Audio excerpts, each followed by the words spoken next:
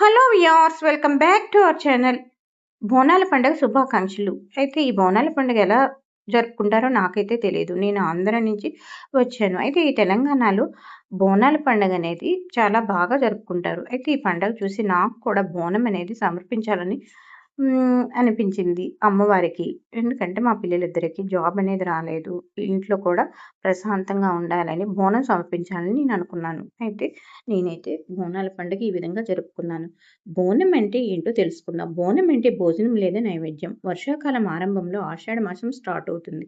అయితే ఆ కాలంలో మలేరియా, టైఫాయిడ్, కలరా వంటి వ్యాధులు ప్రబలే అవకాశం ఉంది. బోనంలో వాడే పసుపు, సున్నము, ఏపాకులు క్రిమి సంహారకాలుగా పనిచేస్తాయి. ఇవి వాతావరణాన్ని శుద్ధి చేసి వ్యాధుల నుంచి రక్షణిస్తాయి.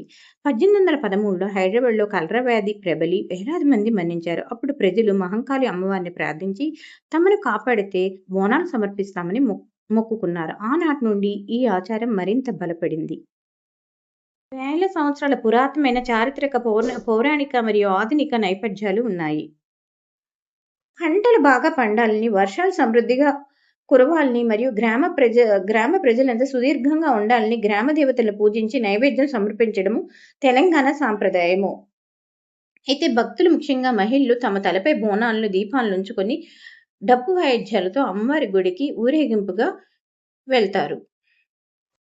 అయితే బోనంలో మొదటి కుండలో పరమాన్నము చేసి పెట్టుకున్నాను.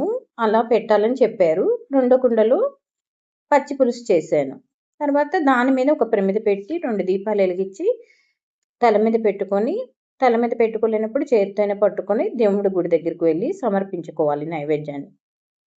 ఈ విధంగా అయితే నేను చేశానండి. నాకు తెలియకపోయినా నాకు తోచినట్టు నేను చేసుకున్నాను. వాళ్ళు చెప్పిన విధంగా బాగానే జరిగింది పండగ. బోనాల పండుగ శుభాకాంక్షలు.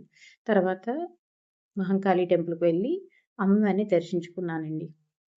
అయితే ఇది హైదరాబాద్‌లో ఈ పండగ చాలా కోలాహలంగా, ఎంతో భక్తి శ్రద్ధలతో, ఆచార సాంప్రదాయాలతో చాలా చక్కగా జరుపుతారండి. అసలు పండగని తలపించేటట్టు చేస్తారండి.